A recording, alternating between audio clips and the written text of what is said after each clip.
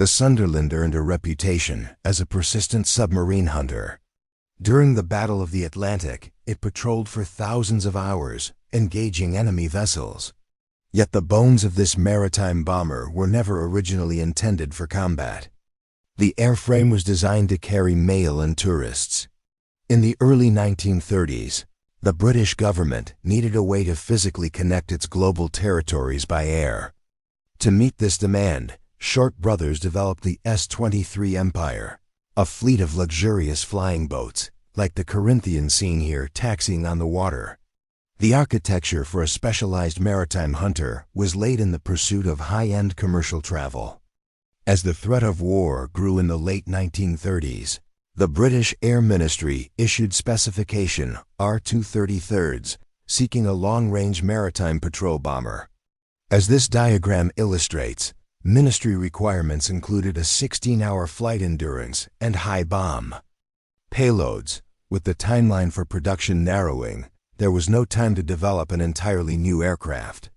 Chief designer Arthur Gouge realized the S-23 civilian airliner could be re-engineered to meet these needs.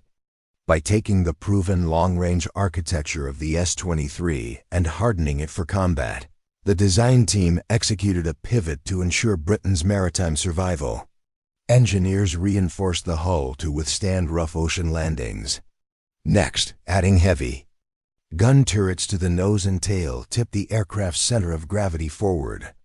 To fix this imbalance, they swept the wings backward, returning the center of gravity to a stable position. Finally, they carved out an internal bomb room beneath those massive wings. Since a flying boat can't open traditional bomb doors directly into the water, they installed an internal winch system to roll depth charges out through hatches in the side of the fuselage. Through these precise adaptations, the civilian airliner was rebuilt into the S-25 Sunderland, a war machine hiding inside a commercial silhouette. Deployed into the Battle of the Atlantic, this photograph shows a Sunderland patrolling over a dispersed naval convoy, shielding the supply ships below. Equipped with air-to-surface vessel radar and fuel tanks capable of a 2,980-mile range, it could track surface submarines far into the deep ocean. If attacked, it could defend itself. Upgraded variants carried 14 machine guns bristling from every conceivable angle, earning a nickname from the Luftwaffe, the Flying Porcupine. That defensive firepower was put to the test in June 1943 over the Bay of Biscay. A single Sunderland was ambushed by a swarm of 8 German Junkers, Ju-88 fighters, similar to the one pictured here. In a protracted firefight, the Sunderland's gunners tracked and engaged the swarm, firing rapidly as the enemy fighters swept past. Despite severe structural damage and casualties on board, the crew shot down 3 fighters and successfully limped back to the English coast. The Bay of Biscay incident proved that this converted mail carrier was resilient and lethal against purpose-built military aircraft. When the war ended, the Royal Air Force was left with hundreds of surplus Sunderlands. At the same time, commercial airlines were facing a shortage of long-range passenger planes. Companies like the British Overseas Airways Corporation began buying up the surplus bombers. They stripped out the gun turrets and capped the nose and tail with smooth aerodynamic fairings.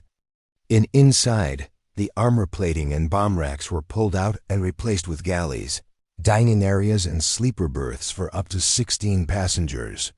This refit created the Hythe and Sandringham civilian variants. The airframe survived because it possessed a physical flexibility, allowing engineers to return the aircraft to its original 1930s intent.